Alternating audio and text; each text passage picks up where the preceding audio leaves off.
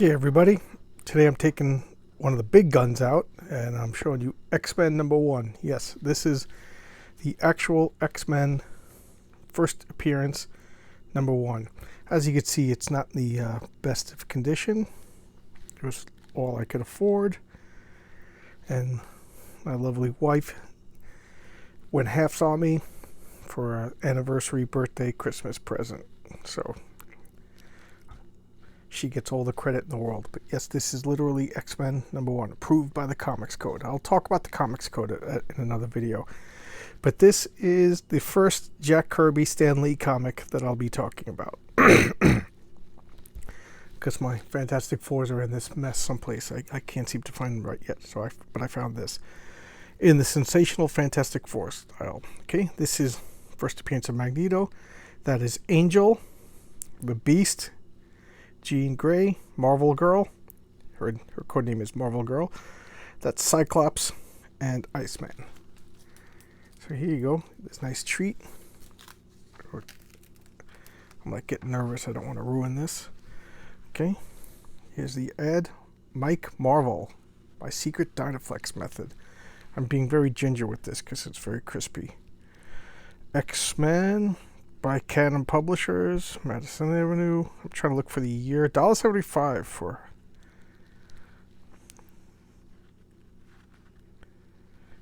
Why can't. Oh, there we go. 1963. Okay. So this is written by Stan Lee, Jack Kirby, inked by Paul Reinman, lettered by Sal Roseman. Okay. And I'm being very ginger, trying to do this with one hand without ruining anything. But here is Charles Xavier. And he mentally summons all the X-Men. And they just, he's like just not moving. They're all just helping him out. Beast and Iceman have a thing in Johnny Storm relationship. They just kind of bicker and fight. Okay, look at that. The machinery, the coloring mistakes. There'll be plenty of mistakes in these early issues. There's the Beast just whirling around. This is the earliest iteration of the Danger Room. I'm sure you've seen the movies. This is them training. Okay, and they're just setting up the stage here. Nothing's really going on other than it's time to practice. There's the Beast. Remember he started out a human looking. Just basically looks like a hairless gorilla. Blue and yellow like the IKEA. Warren Worthington, the Angel. Nothing too exciting. Nothing. And I think their costumes were supposed to be yellow and black, but they used blue, otherwise they would just look like smudges. And the Angel. Now, what happens if you mess up? I mean, yeah, they're supposed to be like 16 years old, and then they go home all mangled. I mean, geez. Okay. There's concussion missiles, and he's just sitting there messing them up. He learns to flutter. And then the Iceman, he's just goofing around. And this is what I learned today. Ta-da! Look at me, I'm a snowman. And the Beast throws a bowling ball at him.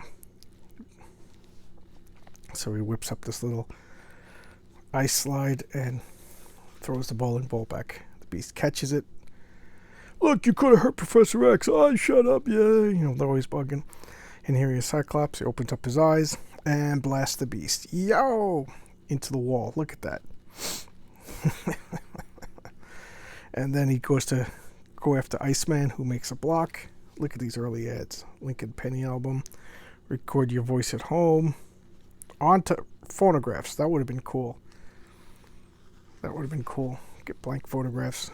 Okay, he smashes the ice and hits Bobby Drake. Bobby Drake is the youngest. He's about 13 here. The rest of them are about 16. And then there's just general roughhousing. They're just playing around. Nothing. Enough. We're getting a new student. New student. Wow, that almost knocked me over. New student.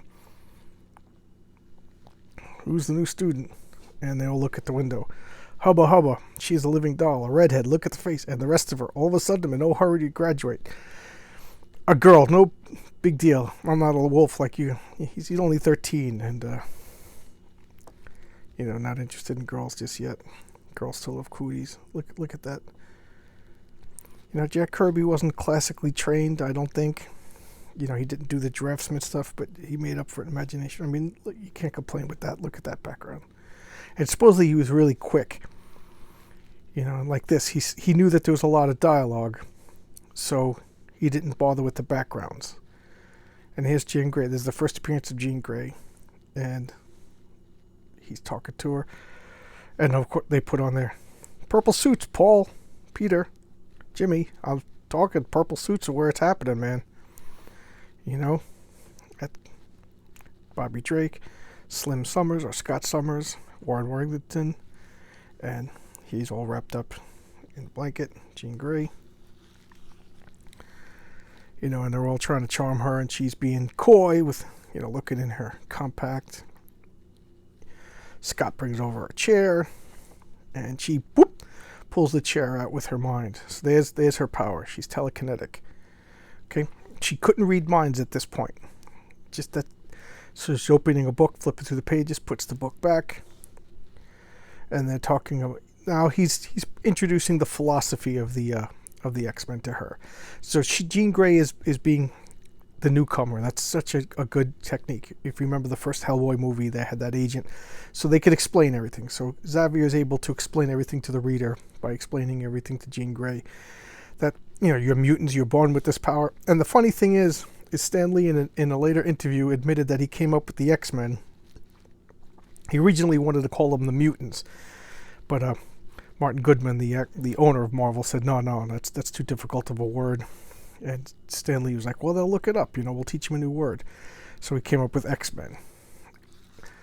And he just came up with it because he was tired of coming up with origin stories. So it was just a lazy way. And here, just a lazy little cheat method became one of the most popular comic books of all time. And here's Magneto. Okay, Magneto didn't have a.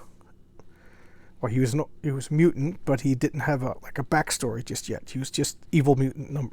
Insert evil mutant Magneto, and here he's gonna fire a rocket.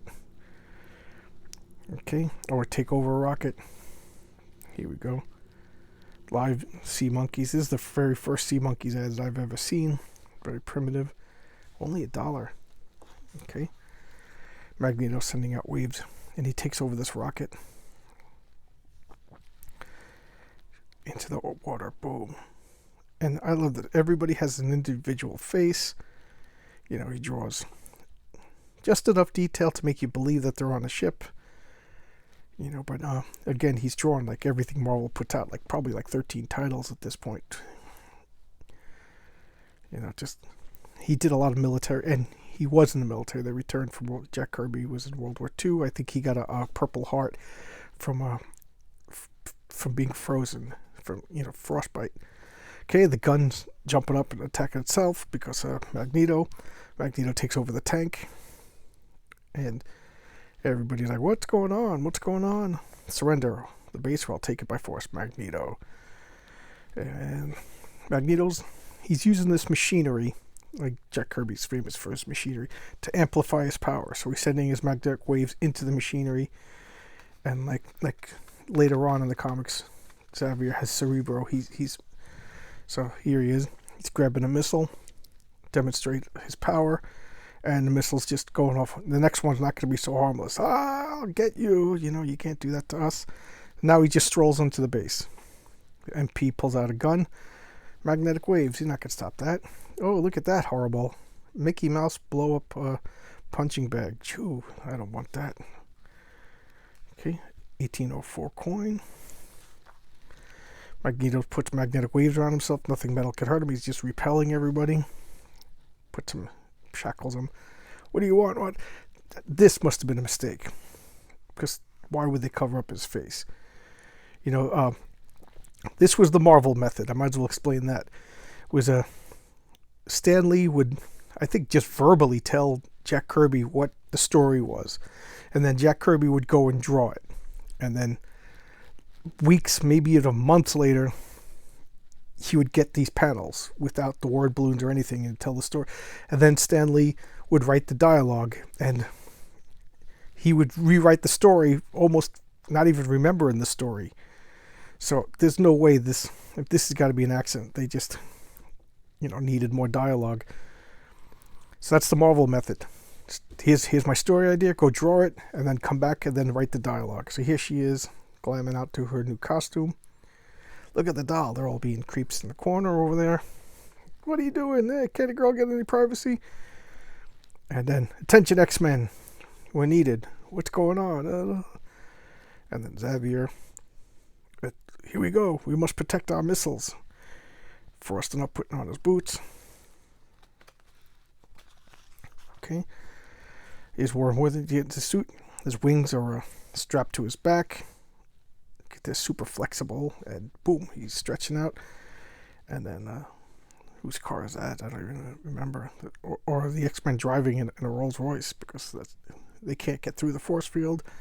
The X-Men show up. Yeah, like military guys. Little strange kids, strange 16-year-old kids. All right, X-Men attack. He's like, I feel like a damn fool letting you go. And Iceman just freezes and run by. Winged guy, Beast jumps over. Jean Grey's just moving everybody. Marvel Girl, her name was Marvel Girl. And they can't get through the force field. So he had to actually lift up his visor. So this special ruby quartz glass would prevent, it was like the only thing that his beams couldn't destroy. And he would physically lift up the glass to break things. So he actually needed his hands free. So he lifts up the glass, snaps it up there, and just starts blasting. Magneto's like, what is this? Oh my god, that was tough. So it tired him out. But he's also tired out. And, he's by his machine. Fire the missiles. Okay, you gonna defy me? Grog grows his own tail. There we go. Nice. Grit.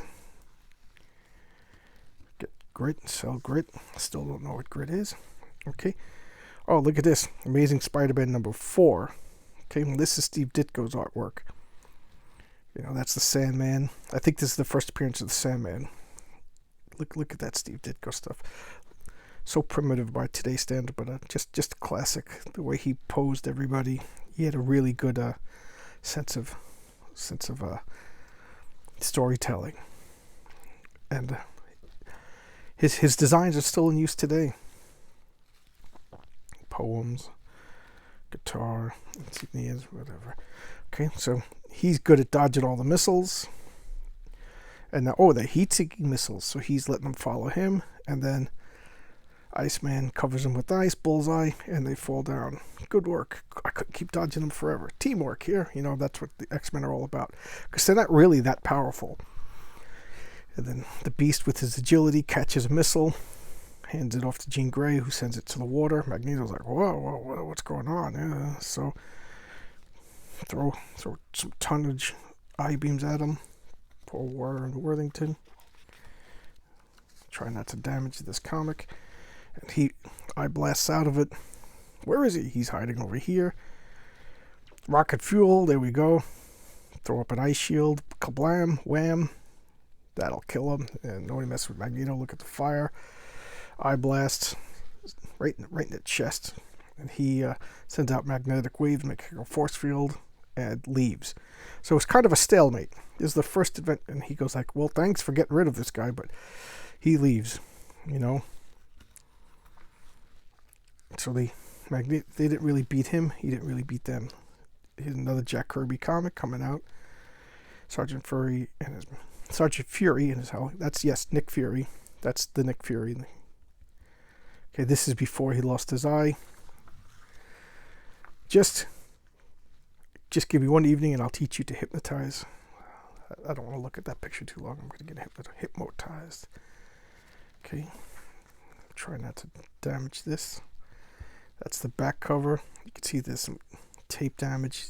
Again, this isn't in the best of condition. Okay.